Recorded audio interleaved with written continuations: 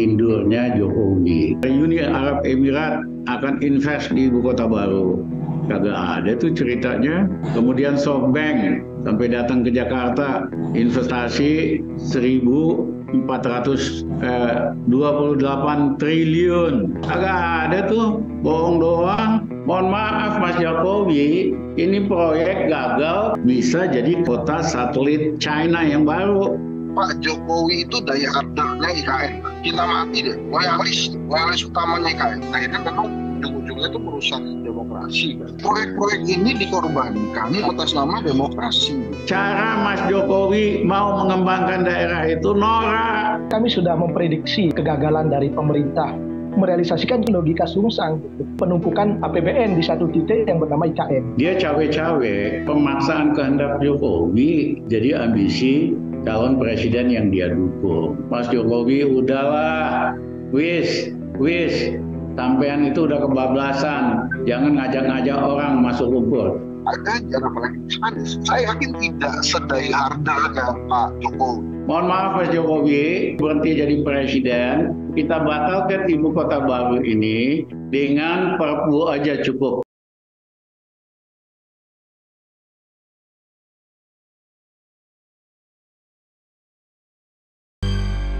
Assalamualaikum warahmatullahi wabarakatuh. Selamat pagi, salam sehat. Ketemu lagi kita di Cross Check di kanal YouTube Metro TV. Saya Indra Maulana. Ada yang menarik dan belum banyak dibahas atau diulas di berbagai diskusi soal pidato Presiden Jokowi di depan Temasek Holding Singapura hari Rabu pekan ini. Di momen pembukaan pidatonya, kalau kita perhatikan, Presiden Jokowi sempat melontarkan guyonan tentang siapa yang akan menang Pilpres 2024 di Indonesia. Guyonan tentang dinamika Pilpres tanah air di depan publik negara lain. Meskipun pada akhirnya Jokowi menyebut, sorry wrong speech. Namun Presiden menyampaikan keyakinannya soal pertanyaan siapa yang akan menang Pilpres di Indonesia 2024 ini juga menjadi pertanyaan semua orang yang hadir di Temasek Singapura itu. Sebenarnya di forum ini Presiden banyak berbicara soal jaminan keamanan investasi di Indonesia dan lebih banyak bicara soal proyek Ibu Kota Nusantara alias IKN. Nah, bahkan Presiden sempat merayu warga Singapura untuk tinggal di IKN karena harga rumah di Singapura sudah sangat tinggi. Jadi apakah ini kemudian pertanyaannya mengkonfirmasi urusan cawe-cawe Presiden Jokowi di Pilpres 2024 terkait dengan proyek IKN yang masih mengalami tantangan mendatangkan investor dari luar negeri?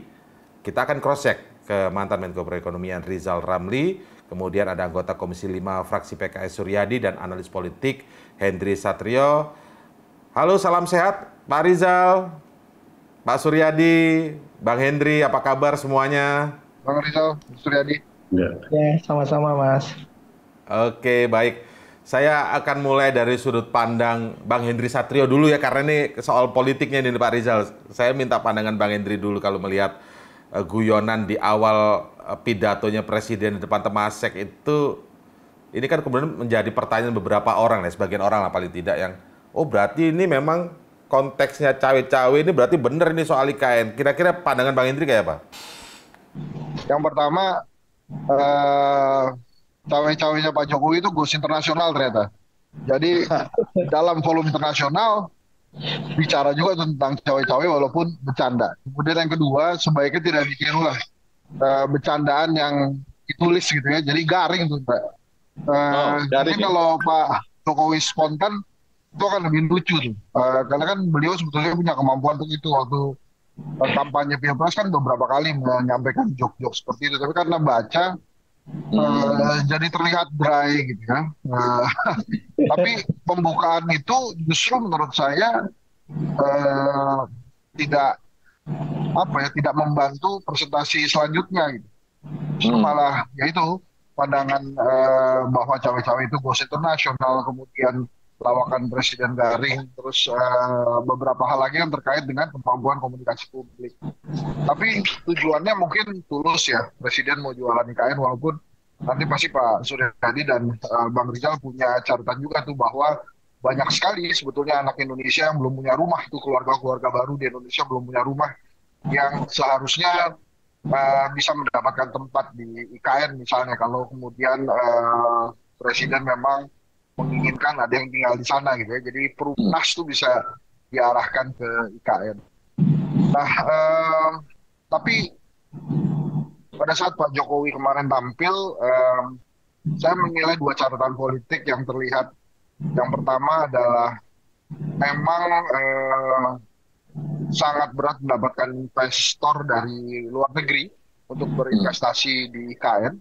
Kemudian yang kedua, artinya memang masukan investasinya Pak Jokowi tidak bekerja maksimal karena sampai akhirnya presiden sendiri yang harus turun tangan.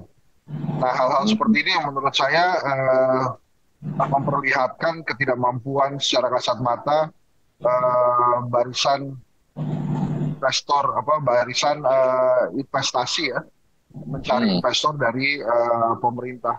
Dan satu lagi, Mas Indra, ya terlihat sekali pemaksaan-pemaksaannya. Bahkan kemudian ada beberapa netizen yang rajin mencocokkan dengan dibukanya ekspor pasir laut beberapa hari sebelumnya oleh Presiden Jokowi. Jadi ini sih tentang cocok logi aja ya, dicocok-cocokkan gitu atau digatu-gatu. Oke, oh ini ada ekspor pasir laut yang dibuka gitu ya. Kemudian Presiden pergi ke Singapura, menawarkan, ketemu para investor di Singapura untuk menawarkan IKN. Apakah kemudian dibuka gara-gara memang ada keinginan dari pemerintah Singapura untuk kembali mengimpor pasir dari Indonesia, sebagai gantinya Presiden bisa bertemu para orang kaya di Singapura, yaitu Presiden yang tahu. Tapi rame cocok itu di perpolitikan Indonesia saat ini. Kira-kira pembukaannya gimana? Tapi kalau di komunikasi politik atau komunikasi publik tadi ya, Mas Indra juga ahli dalam public speaking. Menurut saya lawakan atau bercandaan yang ditulis itu hasilnya malah digaring daripada spontan. Jangan lagi lah. Walaupun karena itu tadi cawe-cawe goes internasional. Iya. Tapi kan disertai ekspresi, ada ekspresinya gini nih, Bang Hendri kan kalau baca doang kan nggak mungkin ekspresi, Bang. Ya. Itu kalau I'm sorry-nya mungkin nggak baca ini sebelumnya itu. Oh, wrong speech. Itu kan agak lama tuh. Saya juga ngeliat, oh maksudnya dia mau mulai dengan pidato yang salah gitu. Jadi cukup lama juga kita memahaminya itu. Itu Mas Indra. Tapi kalau keseriusan IKN itu nampaknya Presiden itu serius banget. Karena sampai hari ini kelihatannya IKN-nya tidak ada kemajuan ya. Maka dia harus pergi ke Singapura, berbicara secara langsung, dan pastinya berharap setelah itu investasi bakal masuk. Nah, kalau Pak Jokowi saja tidak mampu menghadirkan investor, karena ini kan ide beliau nih. Saya rasa siapapun presidennya tidak akan lebih mudah dari Pak Jokowi untuk mendapatkan investor. Oke. Saya sekarang minta pandangan Pak Rizal Ramli yang tentu paham betul soal ekonomi politik Indonesia ya. Pak Rizal sudah ada di luar, pernah ada di dalam sistem.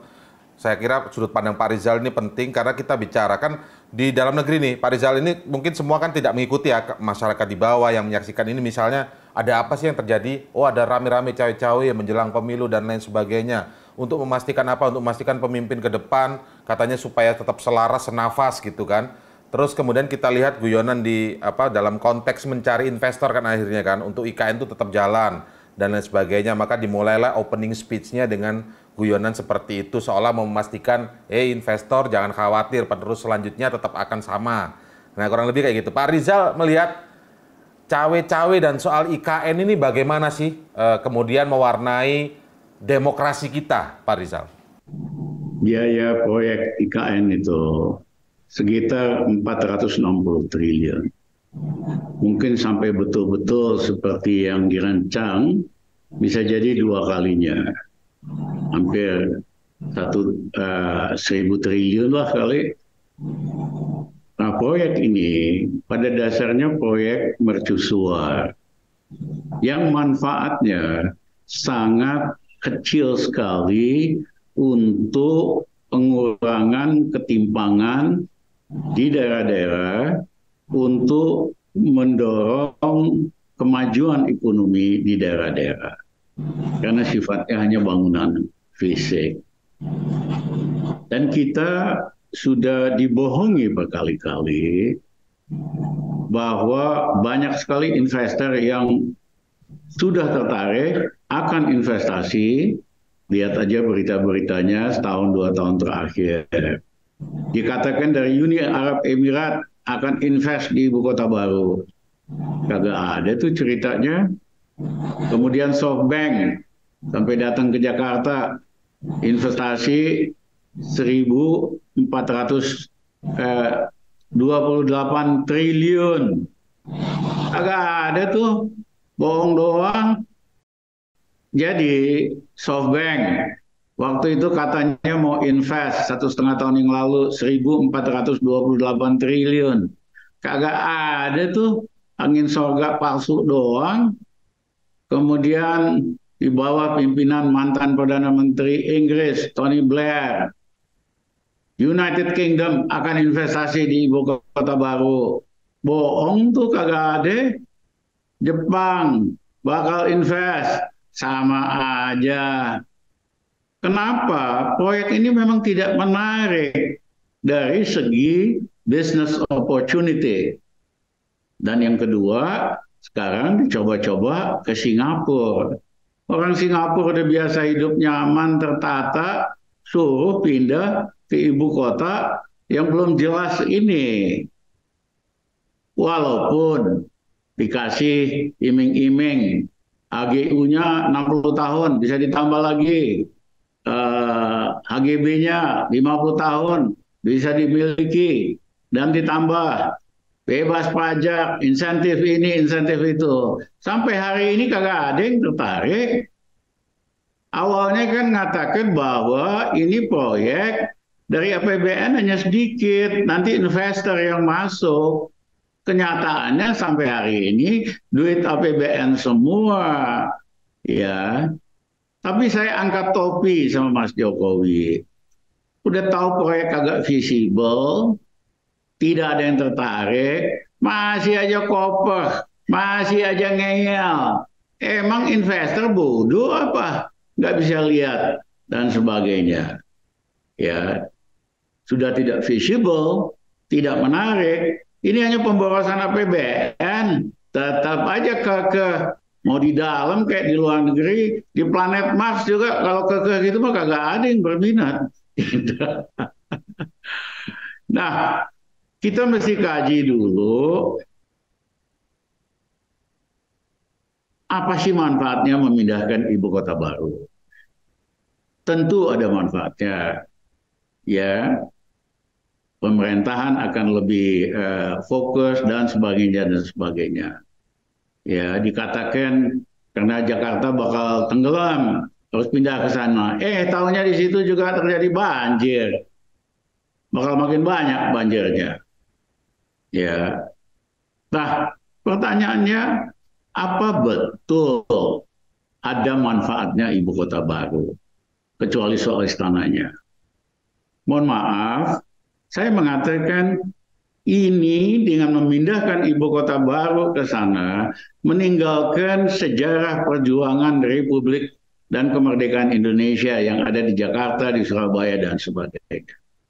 Meninggalkan akar historis dan sosiologis dari perjuangan kemerdekaan kita. Yang kedua, ini lebih penting lagi, menjauhkan rakyat dari pemerintah pusat, pemerintah, dan DPR. Mana ada rakyat nanti yang bakal datang ke situ ngadu punya masalah ini, masalah itu, atau demo. Kota ini bisa-bisa akhirnya memang bisa jadi kota satelit China yang baru. Karena RRC China ini punya ambisi teritorial seperti 9 dot line. Dia tidak hanya mau bisnis, dia mau punya bisnis ambisi teritorial. Nah, kalau ada satelit ibu kota baru yang kosong diisi sama Cina dari Beijing, ya akhirnya jadi satelit. Indra mesti ingat, waktu Perdana Menteri Najib di Malaysia kuasa, memang agak pro China. Jatuh, apa yang terjadi? Satu, proyek kereta api cepat dari Kuala Lumpur Johor dengan Singapura Cina dibatalin. Yang kedua, Najib membangun kota baru namanya Johor Forest City, pusat di Johor, diperuntukkan untuk imigran-imigran dari China daratan. Dibatalin, khawatir, ya kan? Yang boleh memiliki rumah real estate di situ hanya China, Malaysia, warga negara Malaysia, nggak boleh dari Cina daratan. Nah, yang ketiga, efektif nggak sih? Ada nggak cara lain? Memang kalau dilihat pidato-pidatonya, seolah-olah ibu kota baru akan mengurangi ketimpangan, mengalihkan pusat kegiatan ekonomi ke daerah-daerah di luar Jawa. Mohon maaf, cara ini cara yang paling norak. Ya, karena ada cara yang lebih efektif. Indra masih ingat barangkali Pak Habibie yang mengeluarkan undang-undang desentralisasi agar supaya semua tidak terpusat di Jakarta, supaya menyebar ke daerah. Tapi Pak Habibie tidak punya waktu untuk merumuskan undang-undang pelaksanaan desentralisasi. Kami yang lakukan pemerintahan Gus Dur. Kami pindahkan ratusan ribu pegawai negeri dari pusat ke daerah supaya daerah punya human resources. Yang kedua, kami bikin undang-undang alokasi umum. Bagaimana membagi subsidi dari pusat ke daerah. Memang rumusnya cuma dua, banyaknya penduduk sama luasnya wilayah. Jujur aja, masih bisa diperbaiki, yaitu harus dimasukkan faktor ketimpangan. Ya, daerah yang lebih timpang harus lebih banyak alokasi subsidinya. Nah, saya berharap karena kami bikin undang-undang itu tahun 2000-2001, sejak itu sudah diperbaiki. Sampai hari ini belum. Indra, nungguin Rizal Ramli dulu jadi presiden, nanti baru kita benerin lagi. Iya, iya. Pak Rizal. Yang kedua, kami bikin undang-undang alokasi khusus sehingga daerah penghasil oil and gas bisa dapat persentase dari ekspor. Itulah kenapa Riau maju, Pekanbaru maju, itulah kenapa Kalimantan Timur, Balikpapan, Samarinda maju karena banyak uang dari oil and gas. Jadi kalau kita mau daerah-daerah maju, kita perbaiki undang-undang alih khusus itu untuk termasuk misalnya daerah penghasil batubara dapat 10% dari ekspor. Kebayang nggak Kalimantan majunya kayak apa? Daerah-daerah penghasil mineral, tambang, nikel, emas, apa aja dapat 10% dari revenue. Kebayang nggak Sulawesi, Papua maju, Sumatera, daerah-daerah penghasil maritim 10% dari ekspornya maju dapat. Makanya Maluku akan maju, Natuna akan maju, Riau Lautan maju. Jadi mohon maaf Mas Jokowi, cara Mas Jokowi mau mengembangkan daerah itu norak. Ya, pakai cara yang lebih canggih, yaitu ubah undang-undang alokasi umum dan alih fungsi khusus supaya daerah-daerah dapat tambahan 10% dari ekspor revenue. Maju tuh daerah-daerah. Yang kedua, ubah pajaknya. Karena pajak hari ini kan sama buat seluruh Indonesia. Yang benar aja.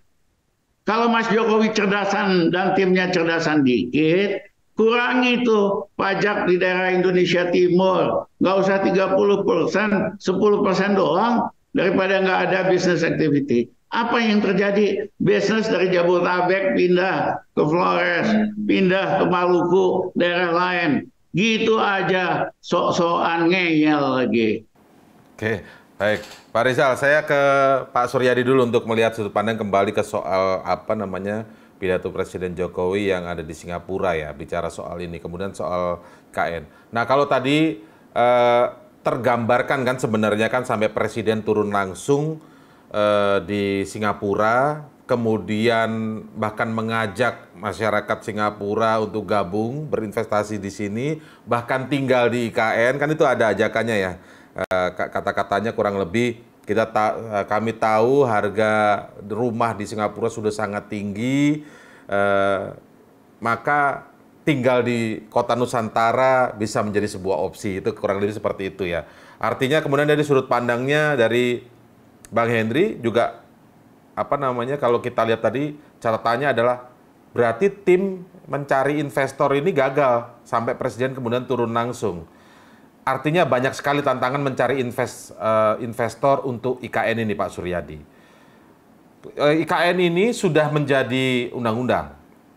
Nah, kira-kira apakah kalau sudah menjadi undang-undang itu tidak bisa kemudian misalnya dipanggil oleh DPR, dalam hal ini mungkin Komisi 5 ya Pak Suryadi ya, itu kemudian dievaluasi atau didiskusikan lah paling tidak. Karena untuk mengetahui perkembangan atau progresnya seperti apa. Karena kalau misalnya semuanya pada akhirnya APBN total, ini kan juga kemudian menjadi pertanyaan-pertanyaan publik juga, begitu Pak Suryadi. Baik, terima kasih. Assalamualaikum warahmatullahi wabarakatuh. Pak Rizal Ramli, Mas Indra Maulana, dan Pak Henry Satrio. Pertama, sebetulnya kami sudah memprediksi apa yang terjadi ya, kalau kita anggap ini sebuah kegagalan dari pemerintah. Dan kami sudah ingatkan beberapa poin tadi akan tidak bisa tercapai. Baik itu target-target program maupun juga target waktu. Karena dari keseluruhan indikator-indikator yang harusnya meyakinkan kita tentang pentingnya IKN ini itu kami belum menemukan. Bahkan sampai sekarang kita belum menemukan ada satu reasoning yang meyakinkan kita bahwa ini akan bisa terrealisasi dari sisi program maupun juga target waktunya. Ya, karenanya akhirnya kan pemerintah kemudian sibuk pada gimmick-gimmicknya. Misalnya lomba desain istana, kemudian baru-baru ini ada desain tentang logo IKN gitu. Dan sekarang juga sedang ada sayembara, ini kayak zaman dulu ya, ada sayembara untuk mendesain kantor gedung DPR MPR begitu. Nah, karena substansinya selalu tidak tercapai target. Ya. Bahkan yang ikut desain-desain ini kan sebetulnya bukan para engineer, bukan para arsitek, lebih banyak desain grafis gitu ya yang merancang. Nah, ini kan jauh dari proses perencanaan sebuah katakanlah struktur bangunan gitu. Jadi ini kita ingin tegaskan sebetulnya ini kami tidak kaget karena sudah kita prediksi. Nah, yang kedua, kegagalan pemerintah dalam IKN ini kan banyak aspeknya. Pertama, kegagalan dari sisi menarik minat investor ya. Dalam catatan kami memang kalau dari sisi berminat sudah cukup banyak ya. Ada 220 yang sudah menyatakan minat gitu ya, menandatangani letter of intent. Ada 36 yang sudah sampai pada non-disclosure agreement. Jadi tukar-menukar data rahasia ya untuk siap. Tapi baru ada 6 yang sudah mendapatkan surat izin prakarsa proyek. Tapi ini yang menjadi catatan, yang sudah siap untuk menjadi investor dalam tanda petik itu adalah mereka yang kontrak-kontraktor yang siap menangkap APBN gitu. Jadi bukan investasi murni dari pihak swasta. Tapi mereka ingin membangun misalnya rumah ASN gitu. Itu banyak kontraktor yang siap bangun. Walaupun dia gunakan uangnya dulu nanti akan dibayar dari APBN. Tapi lagi-lagi ini sebetulnya adalah APBN, bukan investasi murni pihak swasta. Nah, ini tidak tercapai target itu. Sampai saat ini seluruh pembangunan infrastruktur di IKN itu masih menggunakan APBN. Nah, yang kedua, kegagalan yang kita lihat ini adalah kegagalan dari sisi target pemerataan. Tujuan IKN ini kan misalnya supaya tidak terjadi Jawa sentris gitu ya, atau pusat pertumbuhan ekonomi itu ada di Jawa, di Jakarta dan sekitarnya. Tapi yang terjadi justru semakin nyata IKN sentris. Ya, bahkan ada satu kementerian yang anggarannya, keseluruhan anggarannya itu 18% itu hanya untuk di IKN. Ada satu direktorat jenderal, ya, Direktorat Jenderal Cipta Karya, itu 41% anggarannya untuk IKN. Bayangkan ada 58% ini dibagi ke 500 lebih kabupaten kota, tapi 41%-nya itu untuk satu titik, ya, membangun istana, membangun rumah menteri, membangun kantor Menko, dan seterusnya gitu ya. Jadi target pemerataan justru tidak tercapai. Nah ini karena sebetulnya kan yang kita butuhkan sejak awal ketika pembahasan undang-undang ini, masalah kita adalah ketimpangan dari sisi ekonomi infrastruktur. Karenanya yang dibutuhkan itu bukan bangun istana baru, tapi membangun pusat-pusat pertumbuhan ekonomi baru. Nah, masalah kita pemerataan infrastruktur ingin kita capai, tapi yang dibangun tuh istana. Ya, kita tidak punya masalah dengan istana. Sudah banyak istana kita di Jakarta, di Bogor, ya di Jawa Barat, ada di Bali, begitu ya. Jadi kenapa solusinya ditawarkan seperti itu? Sehingga target pemerataan tidak terpenuhi, malah semakin terjadi penumpukan APBN di satu titik yang bernama IKN.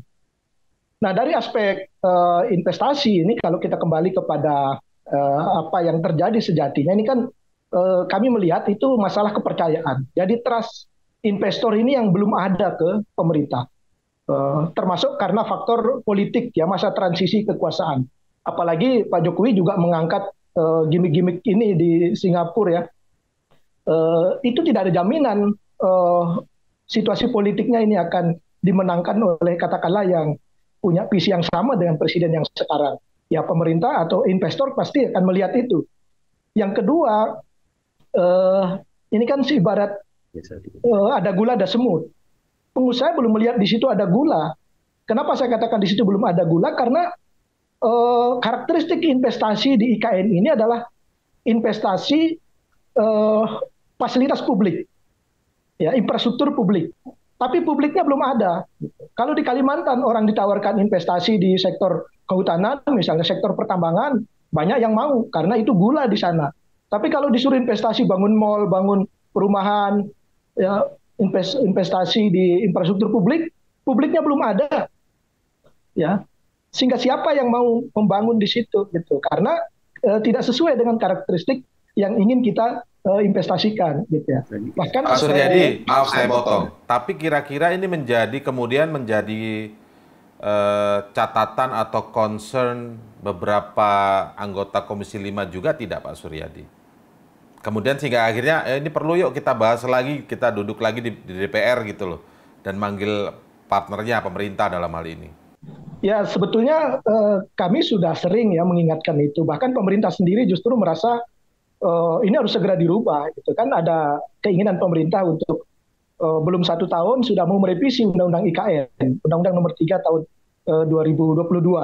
Apalagi dengan terbitnya PP Nomor 12 ya tahun 2023 ini banyak sekali kemudahan-kemudahan yang diberikan, tapi toh tetap tidak menarik bagi investor. Misalnya tadi ada HGU sampai 95 tahun, kemudian ada HGB sampai 80 tahun di dalam PP ini.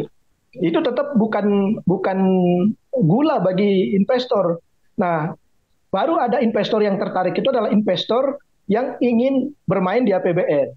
Ya, misalnya kayak Nindya Karya itu BUMN. Bahkan beberapa perusahaan yang menyatakan minat itu sebetulnya agak setengah ditodong gitu ya. Presiden dalam satu forum, ini ayo mau investasi tidak? Berminat tidak? Ya tentu saja jawabannya akan kami berminat karena Presiden sedang berkuasa, tidak mungkin jawabannya tidak. Nah itu dicatat sebagai orang yang berminat gitu, investor yang berminat. Tapi begitu masuk kepada realisasi sampai saat ini kan belum ada sama sekali, sehingga seluruhnya adalah APBN. Bahkan ini ada ASN yang 17.000 ini diwajibkan untuk pindah ke IKN, mereka minatnya sangat kecil sekali karena di sana fasilitas bagaimana pendidikan, bagaimana fasilitas kesehatan dan lain sebagainya gitu. Jadi mereka bukan cuma tuntutan tugas, tugas saya di sana, tapi fasilitas publiknya kan belum tersedia gitu. Jadi ini yang menjadi catatan-catatan kita sehingga harusnya pemerintah ini relevan atau konsisten antara keinginannya yang katanya mulia itu dengan langkah-langkah yang harus diambil, terutama dari sisi perencanaan dan pengambil kebijakan. Dan investor sampai saat ini belum ada rasa kepercayaan karena situasi politik yang bisa jadi berubah, kemudian kebijakan pemerintah yang juga setiap saat bisa berubah, misalnya regulasi yang tadinya bilang tidak akan cawe-cawe, besok mau cawe-cawe gitu, sekarang ada fasilitas begini, besok ternyata berubah lagi. Ya siapa yang mau? Tapi masuk ke situ Pak Surya ya. Tapi sepertinya soal cawe-cawe ini justru yang diyakini oleh Presiden Jokowi itu yang dimaui oleh para investor. Karena makanya kemudian membawa ini ke luar. Jadi para investornya bukan khawatir soal cawe-cawenya presiden, justru dia seolah-olah ini digambarkan dari opening presiden ya. Seolah-olah mau mengatakan bahwa tenang, saya sudah cawe-cawe, penerusnya pasti tetap sama dengan saya gitu loh. Soal visinya, soal apa namanya jaminan kepada calon investornya gitu loh. Kalau saya bacanya seperti itu Pak Suryadi. Jadi merasa mau menunjukkan kepada calon investor saya sudah cawe-cawe kok gitu loh. Jadi ibaratnya aman gitu loh. Justru masalahnya di situ. Investor ini kan juga punya konsultan ya, tidak saja konsultan keuangan ya, tapi mereka juga pasti punya konsultan politik yang tahu kira-kira arah politik di Indonesia ini seperti apa. Malah seandainya bukan pemerintah yang mengatakan seperti itu, mungkin orang akan lebih percaya. Ya, justru karena pemerintah saat ini sering berubah dari apa yang dinyatakan, justru investornya makin ragu. Gitu. Ini makin siapa dulu yang menyampaikan gitu ya. Ya, justru kalau orang lain yang mengatakan, misalnya Pak Jokowi pintar cari gitu, bayar konsultan mana yang kredibel, suruh dia yang bicara bahwa politik Indonesia ini akan dimenangkan oleh penerus Jokowi. Mungkin investor akan percaya. Tapi ketika Pak Jokowi yang menyampaikan langsung, justru berbeda ya itu ya justru. Yakin tidak yakin gitu ya, sepertinya begitu. Karena melihat Pak Suryadi malah ngajarin nih caranya. Sering sekali berubah kan pernyataan sebelumnya dengan apa yang ingin dilakukan begitu. Tapi mungkin karena alasan approval rating 80% kali Bang Hendri ya. Kalau Bang Hendri lihat gimana tuh Bang Hendri? Karena alasan 80% approval rating masyarakat apa yang puas lah terhadap Presiden Jokowi sehingga mungkin juga ini menjadi gambaran bagi calon investor gitu. Mungkin. Bang Hendri pandangannya gimana Bang Hendri? Sebelum saya ke pertanyaan yang lain. Saya kan juga ada lembaga survei ya. Orang Indonesia itu baik-baik tuh, Ndra. Jadi bilang puas nggak puas ya puas. Puas itu artinya ya kita bisa makan, bisa sekolah, bisa nonton bioskop. Tapi kalau ditanya begitu pertanyaan berikutnya, menurut Anda apa permasalahan di Indonesia hari ini? Ya, banyak disebutin macam-macam tuh, lapangan kerja, harga-harga barang mahal dan lain-lain. Mas Indra gini, kalau untuk perencanaan, saya sih memandang dari awal Pak Jokowi, rezim Pak Jokowi ya, pemerintahan Pak Jokowi itu emang nggak pernah serius sama perencanaan, Indra. Lihat aja Bappenas tuh, kepala Bappenas tuh ganti berapa kali cuma. Dari siapa tuh yang pertama, Pak siapa ya? Ini apa namanya? Andrinov, terus kemudian Andrinov dulu. Andrinov, Sofian Jalil, Bambang Brojo, terus sekarang Pak Soeharto. Jadi kelihatan betul bahwa beliau itu tidak suka perencanaan karena perencanaan juga diganti-ganti sama dia. Bayangkan kalau memang perencanaannya bagus, itu dari tahun pertama sudah dibikin itu IKN. Jadi bukan sekarang-sekarang ini. Nah ini kan seperti meninggalkan beban kepada presiden selanjutnya. Kenapa saya katakan beban? Pak Jokowi itu diehardernya IKN. Cinta mati dia. Loyalis tuh. Loyalis utamanya IKN. Jadi nanti kalaupun siapapun presiden yang menggantikan, saya yakin tidak akan lebih mudah dari Pak Jokowi mendapatkan investor. Kenapa? Karena diehardernya ini gagal. Saya nggak yakin Pak Prabowo, Pak Ganjar, apalagi Mas Anies ya, itu diehardernya IKN. Jadi pada saat Pak Jokowi kesulitan mendapatkan investor, pasti juga akan kesulitan yang lain yang bahkan lebih sulit dari Pak Jokowi.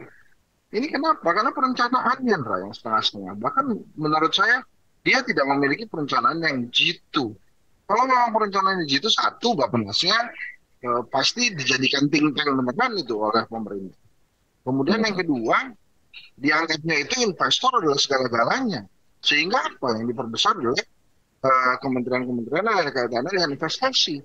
Tapi itu kan tadi investasinya akhirnya hanya sekedar angka. Baru mau MOU, kemudian ditulis investor akan datang. Kemudian ada selamatan investor akan datang. Tapi investornya nggak datang-datang. Kenapa? Karena ada dua hal. Mas Indra kalau pelajari kenapa sebuah kota itu tumbuh, yang pertama kan memang ada sumber daya alam yang bisa dimanfaatkan oleh masyarakat, oleh manusia, oleh rakyat. Di situ kan itu kan kosong itu tempatnya. Terus kemudian yang kedua, kalau Mas Indra pelajari, titik sebuah kota besar itu biasanya ya di seluruh Indonesia, di seluruh dunia bahkan mungkin, itu selalu ada sumber air dan alat transportasi. Kalau dikecilkan, biasanya minimal itu ada sungai.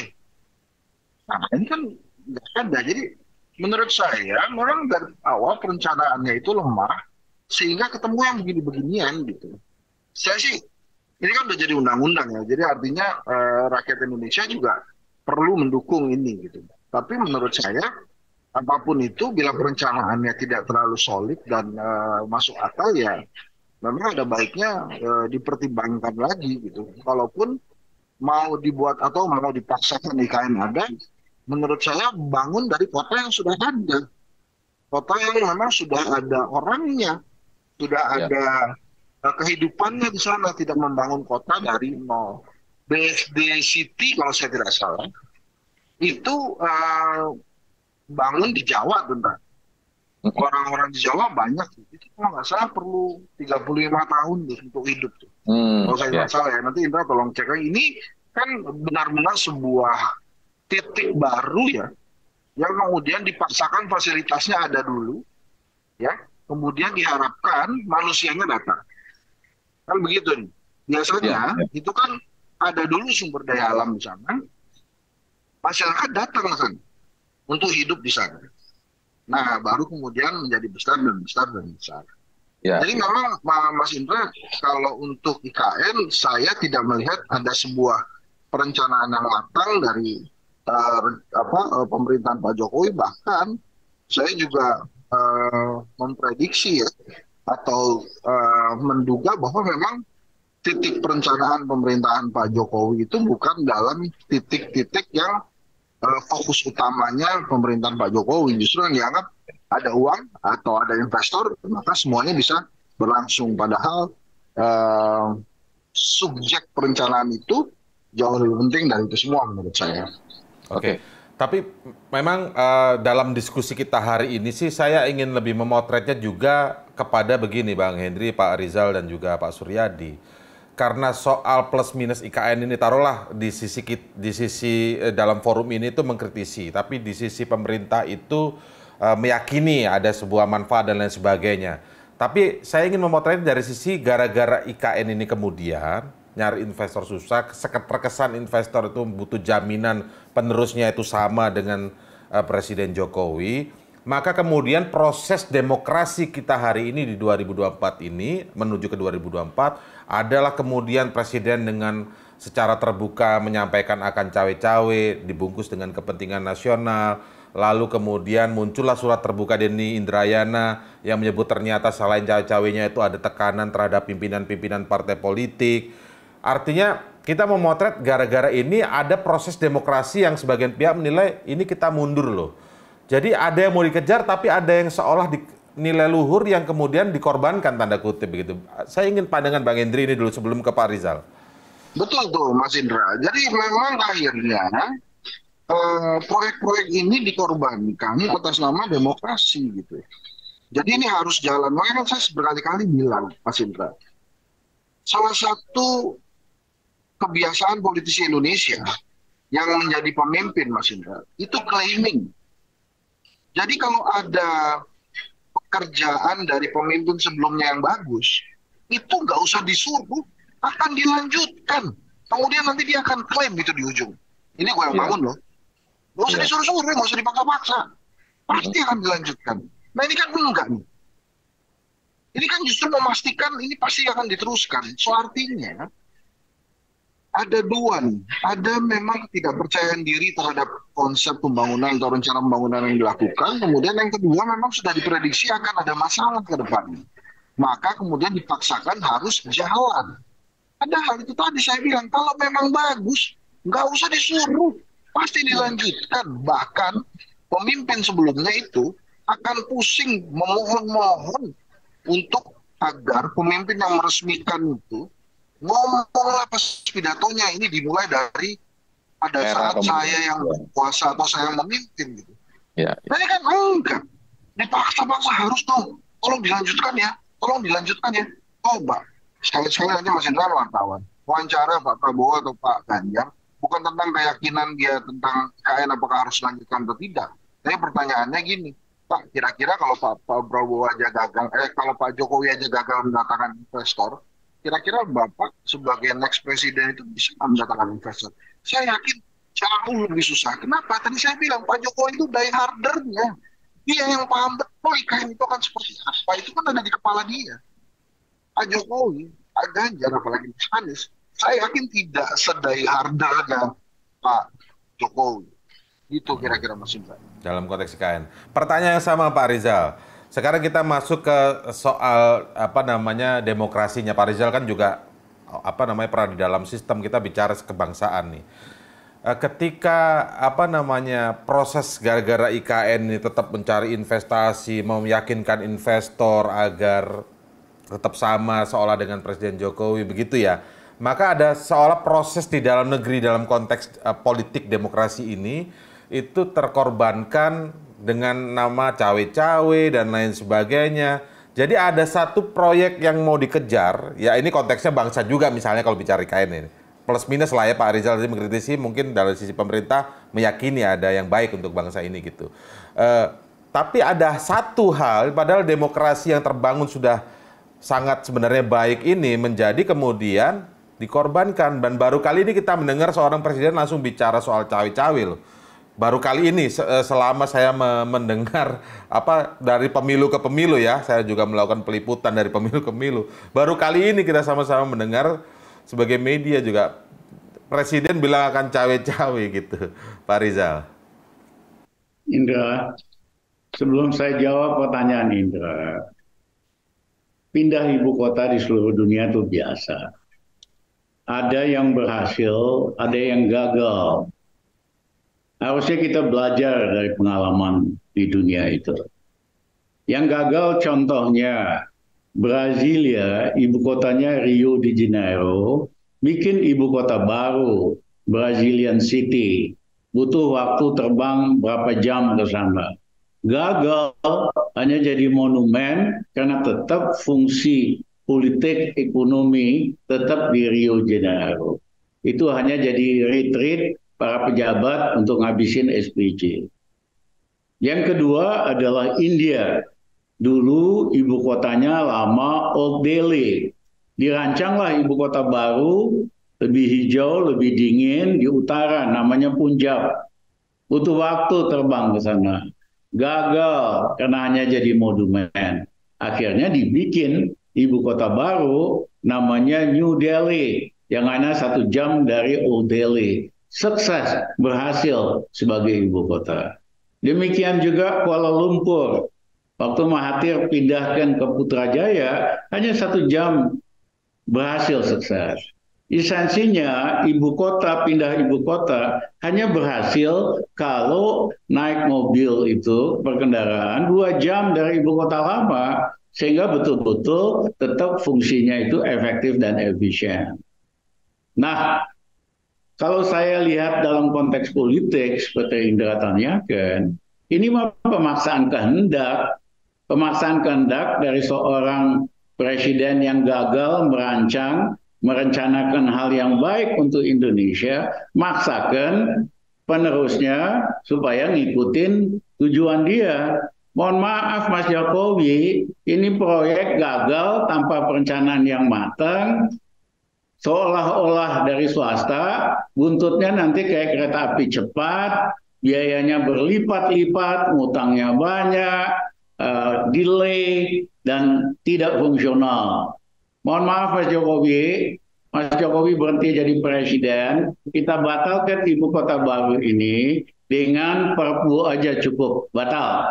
Ya, yang ada ya kita manfaatkan semaksimum mungkin, tapi kita ubah dengan adanya undang-undang alokasi umum dan alokasi khusus sehingga daerah-daerah bisa berkembang lebih hebat, lebih cepat dari mimpi asal-asalan mimpi ngelindurnya Mas Jokowi. Terima kasih.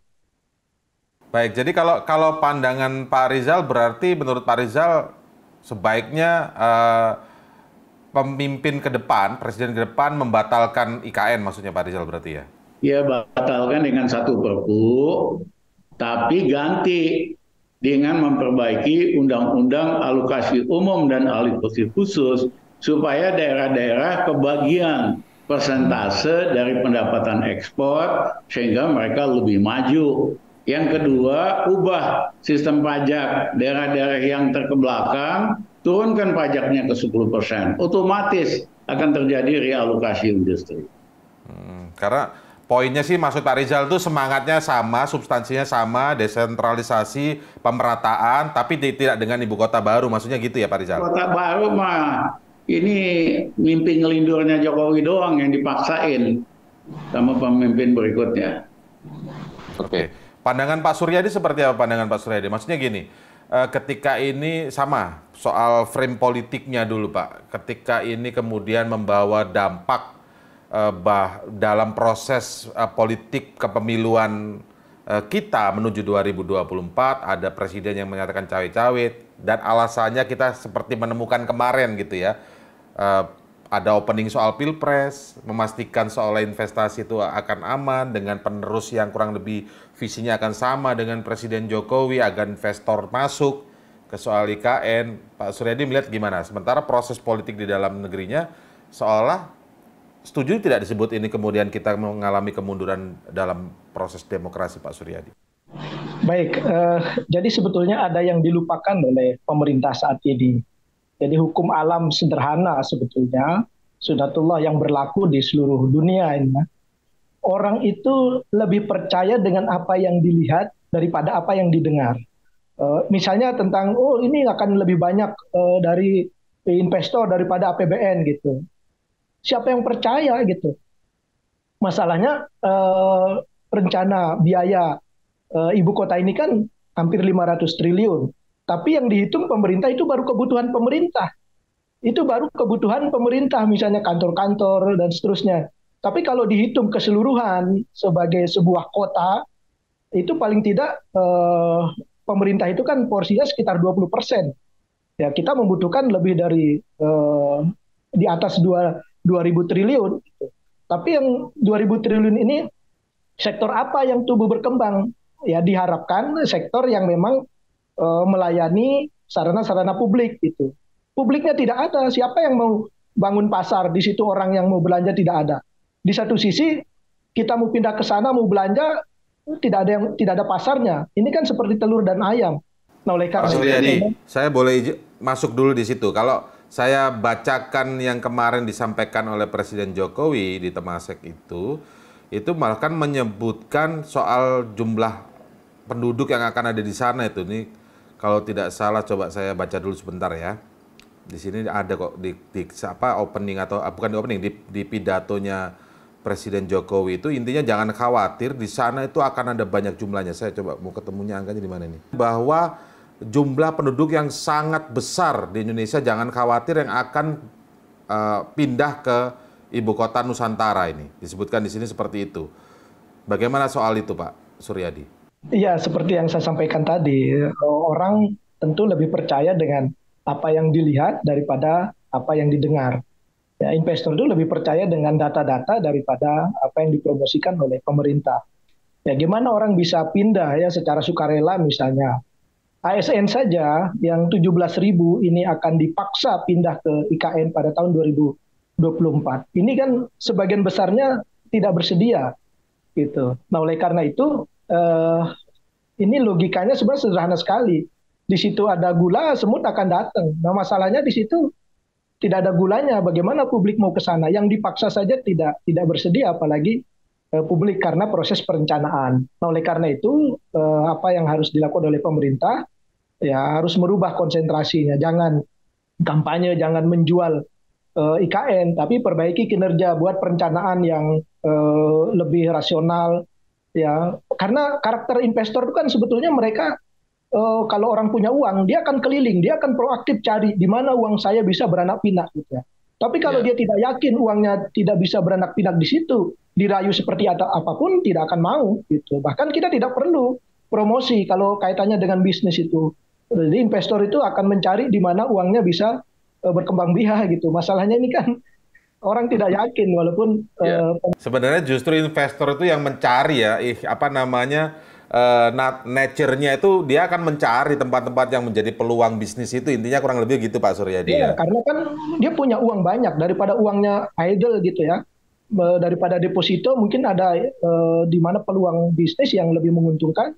pasti dia akan cari, tidak perlu diundang, mereka tahu gitu. Ya. Apalagi sekarang dengan sistem globalisasi ya kita bisa tahu di titik bumi manapun kita tahu kondisinya gitu. Teknologi ya, jadi tahu soal data juga bagaimana sehingga nggak perlu dirayu model kayak apapun sebenarnya ya Pak Suryadi ya. Itu sudah hukum bisnisnya begitu.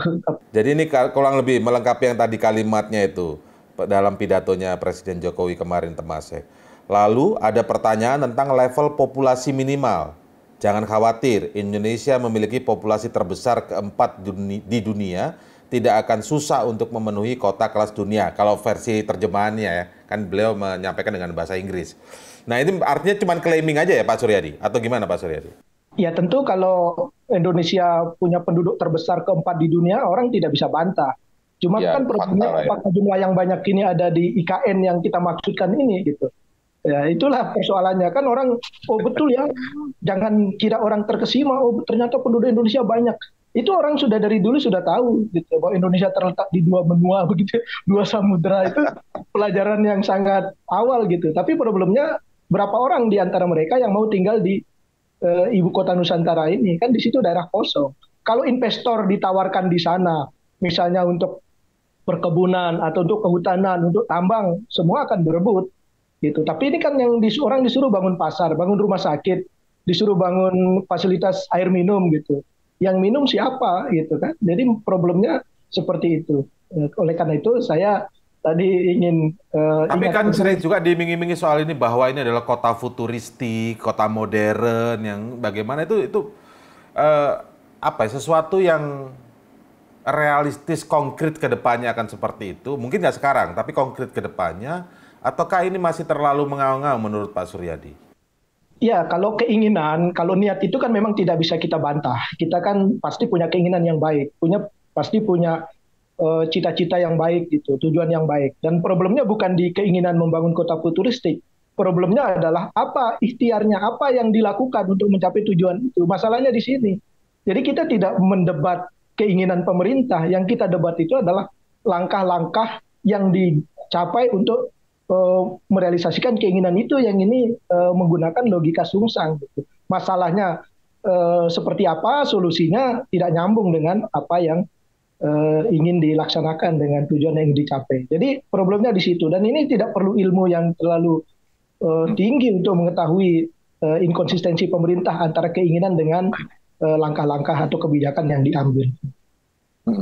Ya, memang dalam cross check ini kami memang konsisten untuk membawa soal atau mengawal soal perjalanan demokrasi pemilu 2024 dari berbagai dinamika yang muncul setiap pekannya. Memang kebetulan sekarang dinamikanya berkaitan dengan bagaimana Presiden bicara soal Pilpres ini di forum mencari investor di Singapura, Temasek, soal IKN ini.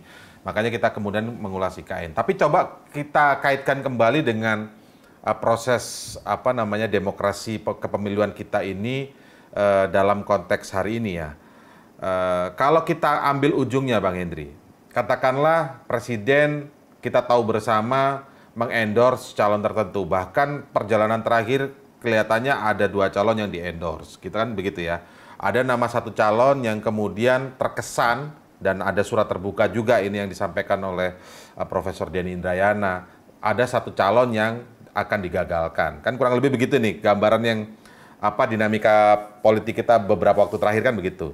Taruhlah 2 yang di-endorse ini ketika jadi misalnya, apakah juga akan mampu kira-kira prediksi Bang Hendri sebagai analis politik dalam konteks ini, mampu kemudian benar-benar mewujudkan investasi itu datang, IKN itu terwujud, dan semua bayangan mimpinya itu terwujud dengan indah gitu loh Bang Hendri. Atau justru sebenarnya juga nggak gitu, nggak akan mudah juga, atau mungkin jauh lebih sulit gitu Bang Hendri? Ya tadi saya udah jawab Indra, pasti lebih sulit karena diehardder IKN ini Pak Jokowi dan hanya Pak Jokowi gitu. Jadi kalau kemudian misalnya Pak Prabowo atau Pak Ganjar yang dipilih pun sekarang dia akan iya. Kenapa? Karena presidennya sekarang Pak Jokowi.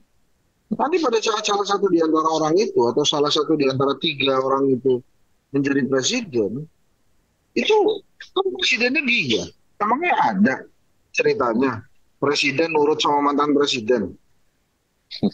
Enggak juga. Karena Pak Jokowi nurut 100% sama Bu Mega. Bu Mega minta, bukan Bu Mega lah, PDI Perjuangan waktu itu Rike kan yang minta diganti itu. Ini tak diganti sama Pak Jokowi. Jadi jangan mentang-mentang sekarang presiden, terus nanti dia jadi mantan presiden, bisa ngatur presiden. Enggak. Itu yang kadang-kadang Pak Jokowi lupa. Sekarang ada misalnya, ada perjanjian tuh, selentingan ya kan, katanya deal-dealan. Jadi kalau Prabowo yang jadi presiden, Pak Jokowi jadi ketum Gerindra. Nah ini kan akhirnya gosip-gosip begini-begini ini kemana-mana yang akhirnya memang ujung-ujungnya itu merusak demokrasi kan. Karena masa ada deal-deal presidennya nanti Prabowo, nanti Pak Jokowi dapat partai Gerindra, emang rakyat Indonesia semuanya di partai Gerindra aja kan enggak. Jadi enggak, untuk menjawab pertanyaan tadi saya nggak yakin. Hanya kalau siapapun penggantinya tidak akan lebih mudah mewujudkan IKN. Karena itu tadi, diehardernya IKN itu Pak Jokowi. Nah kalau kemudian mau ada pemerataan pembangunan, saya rasa jawabannya untuk acaranya Mas Indra ini, untuk pemerataan pembangunan, jawabannya mudah. Indonesia butuh Ridha Ramli itu untuk memimpin itu, untuk pemerataan. Nah, Bang Henry, sekarang pertanyaan selanjutnya gini. Kalau memang kemudian lebih sulit orang yang dieharder kalau bahasa Bang Henry, sementara ini kan dari inisiatornya adalah Pak Jokowi sendiri kesulitan mencari investor untuk IKN itu, apalagi yang selanjutnya kan yang bahkan bukan inisiator walaupun itu sevisi. Taruhlah Capres A, Capres B yang di-endorse presiden yang menang akan juga nggak lebih mudah. Bahkan mungkin bisa saja dengan rekam jejak kultur kepemiluan kita ya, Bang Indri tadi menyinggung mana ada ceritanya presiden menjabat kemudian benar-benar nurut atau nurut lah ya dengan mantan presiden, kan begitu ya. Nggak ada itu ceritanya begitu. Jadi artinya nggak ada jaminan. Nah, kalau itu yang bisa digambarkan atau tergambar, dan saya yakin Presiden Jokowi tahu, pertanyaannya, worth it nggak sih kira-kira kemudian Presiden membawa yang harusnya, kalau kita pandang misalnya harusnya Presiden bisa legacy yang lain dari seorang Presiden itu menjaga alam demokrasinya itu tumbuh, alam demokrasinya itu baik-baik saja. Ini kan seperti menjadi yang dikorbankan, ini harga yang harus dibayar kan akhirnya kan oleh, maksudnya worth it nggak Presiden mengorbankan itu gitu loh? Nggak worth it, Bro. Karena dia mengorbankan Indonesia untuk sebuah proyek yang ambisius menurut saya. Kan kemarin itu kan kita sayang sama Pak Jokowi. Makanya pada saat Pak Jokowi ngebanyol, kemudian ngejual IKN, kita kan juga kasihan juga sama presiden kita ya. Untung aja nggak bilang Senin harga naik gitu kan. Kalau udah bilang gitu kan kelewatan banget tuh. Jadi menurut saya, tugaskanlah Pak Presiden orang-orang yang memang ahli di bidangnya untuk melakukan atau untuk mewujudkan mimpinya Presiden gitu ya. Dan ya frankly speaking objektif aja, kalau memang nggak bisa nggak usah dipaksa. Karena apakah benar rakyat Indonesia saat ini membutuhkan IKN? Apakah benar seperti itu? Kalau memang benar, harusnya tidak ada dissenting opinion di kalangan rakyat Indonesia, atau tidak ada dissenting opinion di kalangan PNS. Dan pasti akan mudah mendapatkan investor itu. Kalau saran saya, kalau memang mau dipaksa, geser aja ke kota yang sudah ada orangnya. Mungkin itu akan lebih mudah mendapatkan investor dibandingkan membuka hutan baru. Gitu sih Mas Indra. Oke, sebelum terakhir di Pak Rizal, saya ke Pak Suryadi dulu juga. Pak Suryadi kan kita tahu bahwa salah satu kandidat calon presidennya salah satunya dari partainya Pak Suryadi ya, PKS, yang kemungkinan itu kan kalau menurut versi Prof. Denny Indrayana begitu, itu kan dihalangi, dalam hal ini Anies Baswedan. Di situ ada soal IKN juga kemudian yang dibahas. Nah, apakah sebenarnya Mas Anies ini pernah ngomongin soal IKN nggak sih dan dibahas dengan PKS gitu? Kelanjutannya seperti apa dan lain sebagainya? Ya, jadi memang secara detail kita belum bahas masalah proyek secara khusus ya, misalnya IKN gitu ya. Ya, Tentu ya. acuannya Substansi visi misi dan program kerja belum ya. ya, walaupun mungkin secara normatif ya, karena memang undang-undangnya juga sudah ada, tentu tugas presiden atau bahkan calon presiden pun tentu akan berpikir atau menjawab secara normatif, tugas kami melaksanakan undang-undang, karena existing undang-undang IKN itu ada gitu. Tapi kalau dilihat dari sisi tagline yang dibawa oleh Pak Anies, ini kan perubahan. Ya tentu saja akan ada evaluasi terhadap kebijakan-kebijakan strategis gitu ya. Sehingga memang mana yang perlu dirubah, kemudian mana yang akan diteruskan, sebetulnya kita akan fokusnya di sana gitu ya. Nanti akan dicek ulang gitu ya beberapa pertimbangan-pertimbangan strategis yang dijadikan pertimbangan sehingga kebijakan ini diambil. Kalau ternyata memang dari kajiannya perlu ada perubahan kebijakan, ya memang sejatinya Pak Anies kan membawa tagline perubahan gitu. Itu ditempuh dengan segala resikonya Pak Suryadi ya. Masalahnya kalau sekarang menurut Prof. Denny itu ada upaya penjagalan terhadap Anies dengan berbagai cara ya. Itu kan artinya karena tidak setuju dan tidak yakin 100% akan meneruskan IKN, kan berarti begitu ya. Salah satunya Pak Suryadi ya. Itu tetap komit aja PKS. Kalau poin-poinnya sih belum sampai detail seperti itu ya. Tetapi semangat perubahan ini kan tentu bersifat umum gitu. Akan dievaluasi semua, tidak hanya IKN, bisa jadi kebijakan-kebijakan lain akan dievaluasi, mana yang memang harus dirubah ya akan dirubah gitu ya. Oke. Baik, terakhir ke Pak Rizal Ramli, sebagai helikopter view-nya mungkin Pak Rizal memberikan gambaran tidak hanya bicara IKN secara kacamata ekonomi Indonesia, tapi juga secara politik seolah sekarang kan menjadi terhubung ya, mau tidak mau ada kacamata yang melihat ini terhubung. Oh, gara-gara IKN nih kemudian Presiden mengutarakan cawe-cawe. Jadi yang dimaksud kepentingan nasional ini jangan-jangan adalah IKN itu, begitu loh Pak Rizal. Silakan Pak Rizal. Indra, kalau dibilang IKN proyek nasional, saya mohon maaf, ini mimpi ngelindurnya Jokowi. Ya, dan manfaatnya untuk percepatan perkembangan ekonomi di daerah kecil sekali, tapi anggarannya akan berlipat-lipat. Nah, dia cawe-cawe, sebetulnya bahasa sederhana pemaksaan kehendak Jokowi, ambisi melindur dia, jadi wajib jadi ambisi calon presiden yang dia dukung.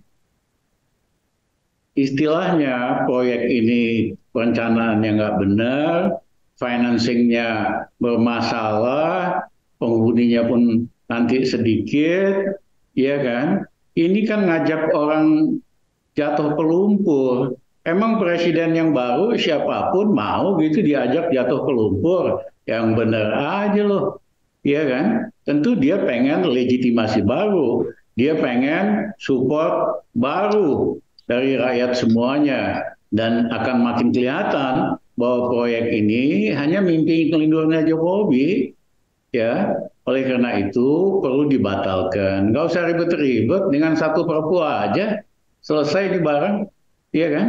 Dan yang kedua, tapi kita harus percepat pembangunan daerah-daerah supaya pusat ekonomi itu menyebar ke luar Jawa, tidak hanya di Jakarta. Ya, jadi Mas Jokowi udahlah, wis, sampean itu udah kebablasan, jangan ngajak-ngajak orang masuk lumpur. Terima kasih. Baik, terima kasih Pak Rizal Ramli, Bang Hindri Satrio, Pak Suryadi atas waktunya dalam diskusi kali ini di dalam Crosscheck. Terima kasih. Salam sehat untuk kita semua. Ya, itu tadi diskusi kita yang cukup panjang di akhir pekan. Semoga ini menambah wawasan kita bersama tentang dinamika politik, dinamika ekonomi kita terbaru sepanjang akhir pekan ini. Terus nantikan dan saksikan Crosscheck yang akan selalu hadir setiap hari Minggu jam 10 pagi waktu Indonesia Barat di kanal YouTube Metro TV. Saya Indra Maulana pamit, sampai jumpa.